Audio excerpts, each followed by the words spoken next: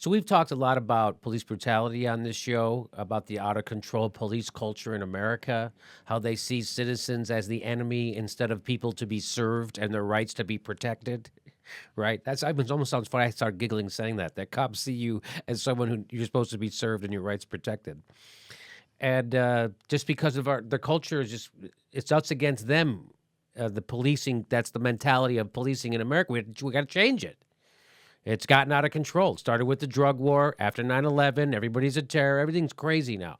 They got tanks. So anyway, and we all know that when police brutalize people, they're almost never held accountable, right? So there was a case of this guy named Ezell Ford. He was an unarmed black man who suffered from bipolar disorder and schizophrenia, and he was unarmed, and he was killed by the cops. Why is this interesting? Why do I talk about? Because there's a million. You could always talk about this stuff happens all the time. Well, it's because those cops who killed him are now claiming they're being discriminated against. Here we go. So here's the story. 2 gang enforcement officers shot Ford following an investigative stop in August 2014. Those 2 officers' names were Charlton Wampler and Tony Villegas, who are Caucasian and Latino. So they did an investigative stop in August 2014. The 25-year-old, Ezell, was walking around his own neighborhood when Wampler and Villegas decided to stop him because he looked nervous. Yeah, they wanted to stop him. They could help him out. Maybe he's got a problem. They can help. Or maybe they can shoot him. According to the LAPD's version of events, Ford didn't follow their orders when they pulled up in their car. He fought with one of the officers, and he reached for the officer's gun. How many times have we heard that? Oh, he reached for the gun. Hey, how about this? The next time you pull up on an unarmed guy, leave your gun in the car. So then you can't say he reached for your gun. He reached for my gun. He reached for my gun, so I shot him. But guess what? But witnesses painted a very different story. Huh? Really? Really? That's weird because cops always lie about what happens when they kill someone. It's weird that they always lie. That's weird. But witnesses painted a very different story, saying there was no struggle at all and Ford was sprawled on the ground when police shot him in the back. Well, that's what bystanders say. I mean, what else do they say? They say that they laid him out, and for whatever reason, they shot him in the back, knowing mentally he has complications. That was according to his cousin. Every officer in this area from the Newton Division knows that this child has mental problems. So that's what his cousin says. That's what people who are eyewitnesses say. Who are you going to believe, them or the cops, who are the good guys who killed an unarmed guy? 2 of them. They can't. 2 guys, you can't beat a guy up. You got billy clubs, you got tasers, you got pepper spray. Let's go to the gun. Go to the gun, Chuck. Go to the gun. We got him. Let's use him. 2 guys, 1 guy. 2 cops, trained cops. 1 unarmed guy. Let's shoot him. We're going to end up shooting him. So that's what the eyewitnesses say. That's what his cousins say. Cops say, no, a guy was going for my gun. The Los Angeles Board of Police Commissioners, what do they say? Well, they're a civilian oversight committee with no authoritative power. What did they conclude? They investigated the shooting and unanimously agreed that Wampler and Villegas used excessive force. Unanimous.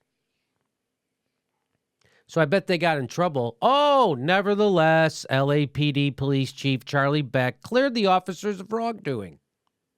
The decision was based on investigators' alleged discovery of DNA on Wampler's gun and scratch marks on the officer's hand.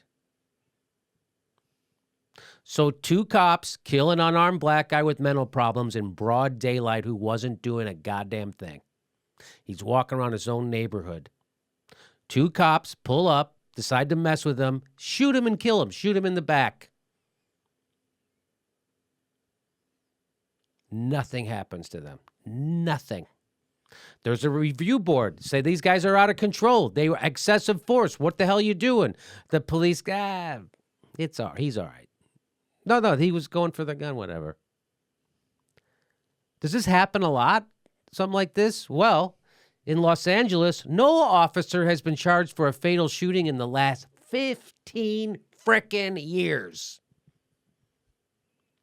Despite shooting an average of 1 person a week, that's 52 shootings a year by the LAPD. Not one of them in the last 15 years led to an officer being charged. In 2015, the department accounted for the most fatal shootings by a police force in the entire country. The LAPD in 2015 killed more people than any other police force in the entire country.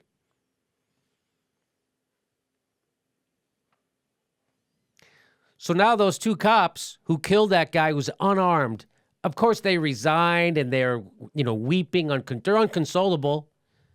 They spent the rest of their life dedicated to helping people with mental problems, and they've started a project where they're trying to teach cops to be more, oh, no, they didn't do any of that stuff.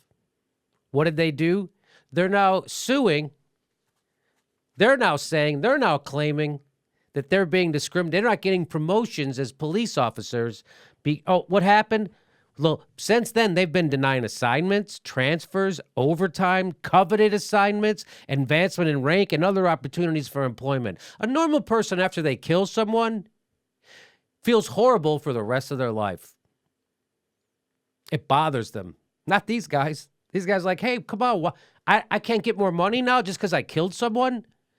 I'm supposed to have to pay some kind of penalty because I killed an unarmed person?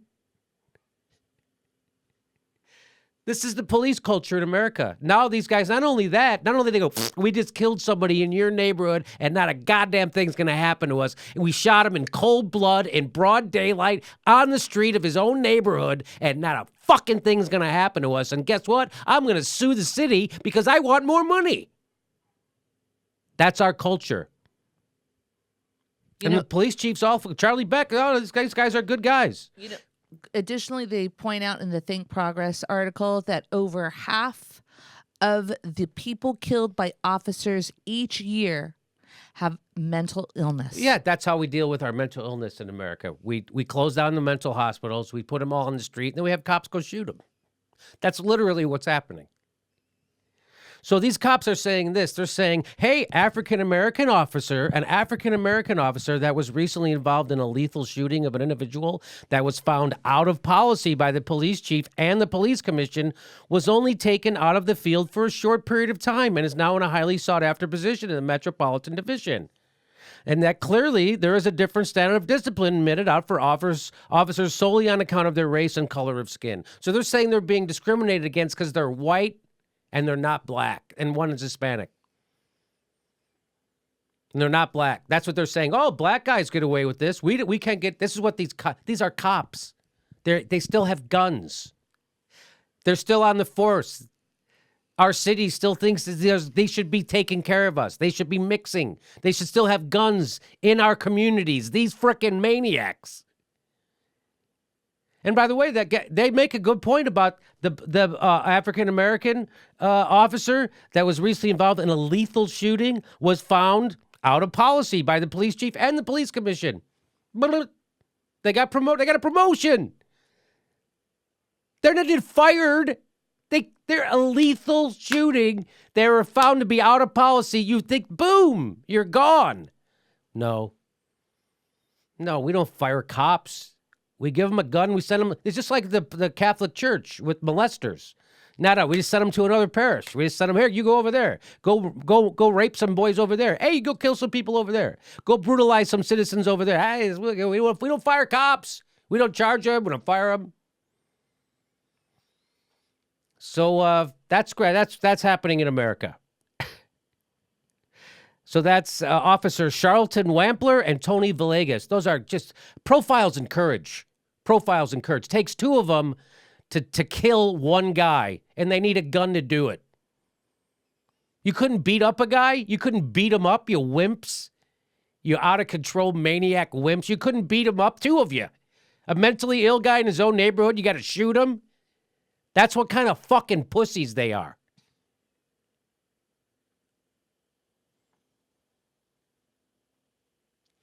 The fact that Wample and Villegas are still on the job highlights a privilege that cops across the country enjoy. It is extremely rare for them to face criminal charges, but it is also rare that they're punished at all. So that's the country we live in. We don't respect life. We say we respect life. We don't respect life. And as a culture, we only respect money and power. We don't respect life. That's why we do illegal wars, and it's a oopsie. And the person who was all for it, one of the most powerful people in the whole world, the senator from New York, a former first lady, who was a full-throated supporter of an illegal war that we all knew was illegal, that killed hundreds of thousands, if not a million people. That's what big deal. Let her run our country. That's a big deal. That's a oopsie. We don't respect life. The people who then tortured people on purpose to cover up that illegal war, nobody even prosecuted, which is why Donald Trump stands up there and says, I'm going to do much worse than waterboarding, because no one's in jail. We don't put any people in prison for that stuff. We let cops kill people with impunity in America, in broad daylight on the street. We don't respect life. There's overly religious people in America who say they respect life, and what they really respect is unborn life. Born life, they have a hard time wrapping their heads around it. So we don't respect life in this culture. This culture does not. That's why we still kill people. State still kills people, the death penalty. And we know the death penalty, you're going to get it if you're poor and black. If you're white and rich. If you're rich, probably not. So that's the world we live in. That's our culture. And that's these two. Watch our video with Michael Wood, a real live cop from Baltimore, who was in it, who's talking about it, who's talking about how effed up policing culture is in America, which means how effed up our culture is.